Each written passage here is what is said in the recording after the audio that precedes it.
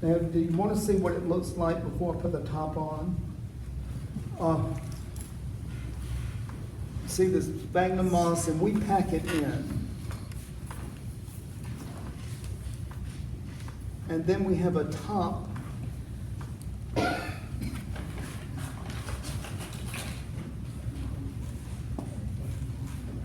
And what, oh good, if you hold it. These are the two.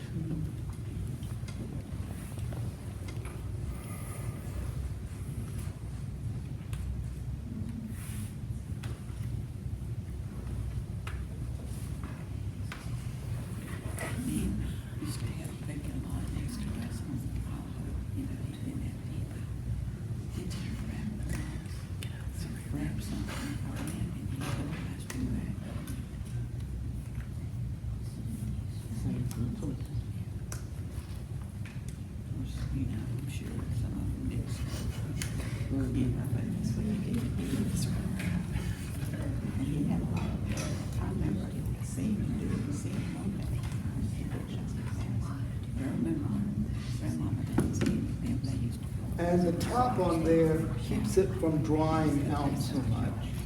But it does have right around the piece of plant that you are air layering, there is enough space around that when it rains, you get, the rainwater goes in. And otherwise, if it is really dry, just get an old syringe.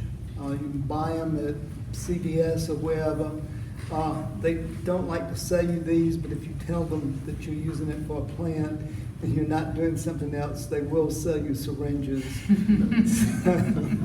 They wonder why you're getting them periodically, but that's the best way to put the water in, and is to go right down the side, and you can add the water that way. Once you have done this, we don't look at them for roots until, I'm going to say we give them at least 2 to 3 months before we start looking at it. The beauty of not covering this up and leaving it clear is that you can see the roots develop in there. And so when you see the roots developing, we usually leave it another month or so.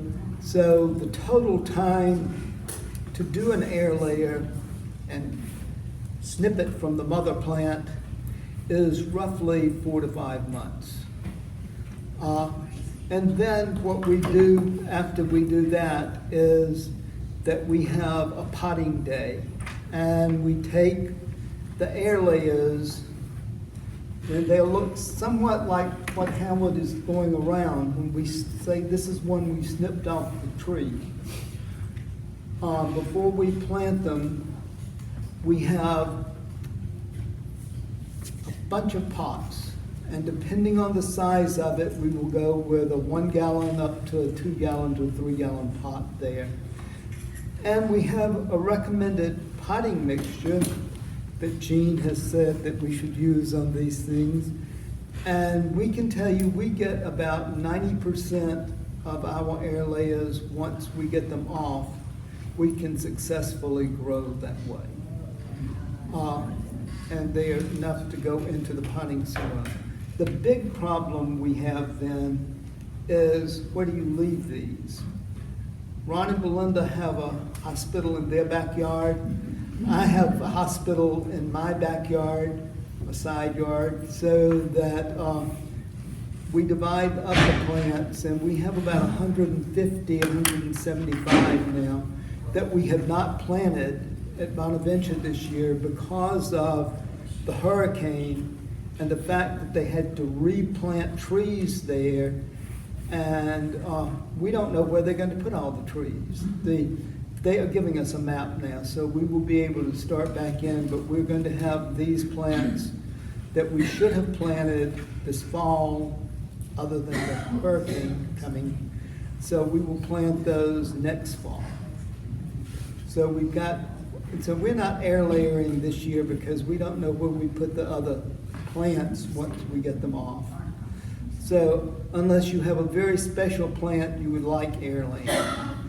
But what you really get with air layering is a good sized plant, and you know if the plant you're taking it from is correctly labeled. You know what you're dealing with. And some of the interesting things is that we have found, and it depends where you get them, plants that you might order from the West Coast, the plants that Gene might have versus the ones you can get in Valdosta or Wales. Sometimes the same plant will have 2 to 3 names, and you just have to figure this one out. And then that's why you don't label them early. So I hope some of you would like to air layer, and if you want to air layer, we would love to have you come join us and come do part of it at Bonaventure. The other thing that I think all of you are probably familiar with, and in particular because we're having it here,